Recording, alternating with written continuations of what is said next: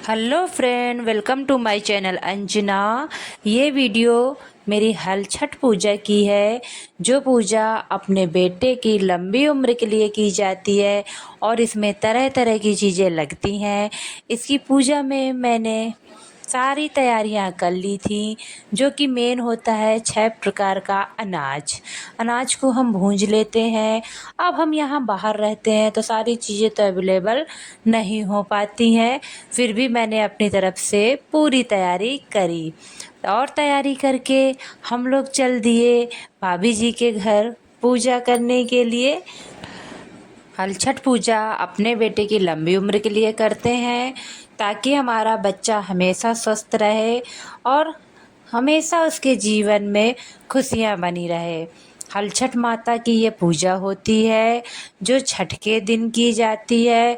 थोड़ा सा मैंने वीडियो लेट डाली हुई है, क्योंकि हो जाता है। इस पे सबसे पहले हमने जल चढ़ाया और रोली मौली सब कुछ चढ़ाने के बाद इस पे, ये यूपी का त्यौहार है, क्योंकि मैं बेसिकली उत्तर प्रदेश की हूँ, बट मेरे हस्बैंड जॉब करते हैं जम्मू कश्मीर में, तो मैं जम्मू कश्मीर में रहती हूँ। लेकिन हम कहीं भी रहें, अपने कल्चर से दूर हम नहीं रह सकते। इसलिए मैं कोशिश करती हूँ कि अपने कल्चर से मैं जुड़ी रहूँ, सारी पूजा मैं वैसे ही करूँ। वहाँ हमारे साइड छोटे छोटे गुड़हउआ आते हैं, उसको भर के ये पूजा की जाती है, जो कि यहाँ अवेलेबल नहीं होते हैं। इसलिए मैं कटोरी में ये पूजा रख के कर लेती हूँ। कोई बात नहीं, हलछठ महारानी हमारे बच्चे को स्वस्थ रखिएगा और हमसे जितना बन सका हम उतना करते हैं। ये एक तरह की अपने बच्चे की छठी होती है। छठ माता सबको सुखी रखें, सबको प्रसन्न रखें। और हमने अपनी पूजा विधि पूर्वक सारे प्रसाद चढ़ाए और विधि से करी। इसके बाद भाभी जी ने हमको हल छठ माता की कथा सुनाई, जिसमें हमको ये समझ में आता है कि भगवान कैसे कैसे चमत्कार करते हैं और कैसे हमारी सारी मनोकामनाएं पूर्ण करते हैं। हे माता, हे छठी माता, अब मेरे घर के लाला को ऐसे ही खुश रखिएगा, ऐसे ही प्रसन्न रखिएगा। ये हमारे यूपी का कल्चर है कि हम बच्चे की छठी पूजते हैं और वैसे ही हम छठ माता की पूजा करते हैं। विधि से हमने पूरी पूजा करी, साधना से आरती करी। हे छठी मैया, हमारे घर के आंगन में ऐसी ही खुशियाँ रखिएगा। कहते हैं जिस भी औरत के बच्चा नहीं होता, वो छठी मैया की पूजा करें और महुआ, भैंस का दूध, भैंस का घी और 6 प्रकार का अनाज चढ़ाएं और बाद में वही दही और महुआ का सेवन करें। मतलब कि प्रसाद के रूप में केवल वही खाएं, तो उसकी झोली ज़रूर भरती है। माता रानी, जैसे आपने हमारी झोली भरी, वैसे सबकी झोली भरिएगा।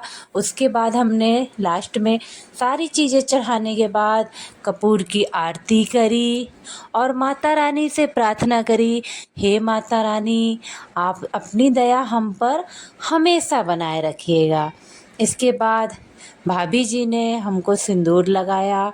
हमारे तरफ मानते हैं कि हम कोई भी पूजा करें, सुहागन स्त्री जब कोई भी पूजा करती है तो सिंदूर ज़रूर लगवाती है, जिससे हमें बहुत मन खुश होता है कि हे प्रभु, हमारे बच्चे की, हमारे पति की ऐसी ही रक्षा करना। और भाभी जी का मैंने आशीर्वाद लिया। भाभी जी बोली भी, क्या रे, नहीं नहीं नहीं। मैंने कहा नहीं, आप हमसे बड़े हो तो आप हमको आशीर्वाद ज़रूर दीजिए।